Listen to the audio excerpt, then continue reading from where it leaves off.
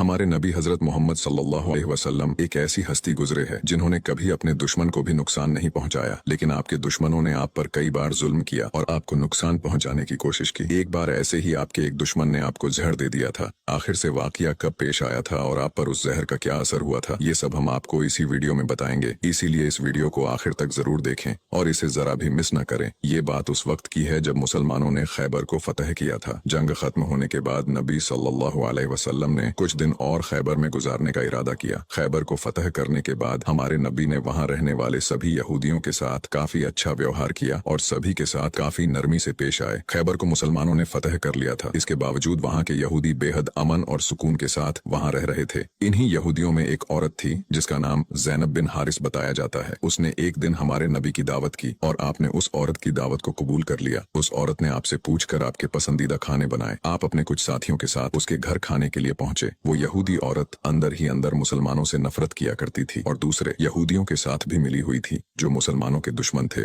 उस औरत ने खाने में पेश होने वाले बकरी के गोश्त में जहर मिला दिया था। जब जहर से भरे उस गोश्त को आपके सामने पेश किया गया और आपने खाने के लिए एक निवाला उठाया और अपने मुंह में रखा तो आप समझ गए कि इसमें जहर मिला हुआ है। आपने तुरंत अपने साथियों को खाना खाने से रोक दिया और कहा कि इसमें जहर मिला हुआ है, लेकिन अफसोस के आपके कुछ साथी उस वक्त तक कुछ गोश्त खा चुके थे जिसकी वजह से उनकी शहादत हो गई। कहा जाता है कि जहर के बारे में हमारे नबी को उस जहर की बोटी ने ही खबरदार किया था। इस वाक़े के बाद उस औरत के साथ साथ उसके सभी साथियों से पूछताछ की गई तो उन्होंने न सिर्फ अपना गुनाह कबूल किया बल्कि ये भी कहा कि हमने आपके साथ ये इसलिए किया क्योंकि हम ये देखना चाहते थे कि आप अल्लाह के सच्चे नबी हैं या नहीं। अगर आप अल्लाह के सच्चे नबी हैं तो इस जहर का आप पर असर नहीं होगा और अगर आप अल्लाह के नबी नहीं हैं तो हमें आपसे छुटकारा मिलेगा। ये बात तो सब जानते हैं कि हमारे नबी ने कभी किसी से बदला नहीं लिया, जबकि आप पर कई बार बहुत जुल्म किया गया जिसके बारे में कोई सोच भी नहीं सकता। लेकिन जब उस जहर की वजह से आपके सहाबा की शहादत हुई थी तो कानून के मुताबिक उस औरत को भी कत्ल कर दिया गया। लेकिन कुछ रिवायतों में आता है कि उस औरत ने खुदकुशी कर ली थी। वही कुछ रिवायतों में कहा जाता है कि उस औरत को माफ कर दिया गया था। इस बारे में कई मुफस्सरीन अपनी अलग अलग राय रखते हैं। एक हदीस में हजरत आयशा फरमाती है कि जब नबी सल्लल्लाहु अलैहि वसल्लम की जिंदगी के आखिरी दिन चल रहे थे और आप बीमार रहा करते थे, उस समय आप कहा करते थे कि खैबर में जो मैंने जहर से मिले हुए गोश्त का टुकड़ा खाया था उसका दर्द मैं आज भी महसूस कर सकता हूँ। ये बात कई किताबों से साबित है कि उस जहर का असर हमारे नबी के आखिरी दिनों में देखा गया था और इसी जहर के असर ने आपकी वफात में एक अहम किरदार अदा दिया था।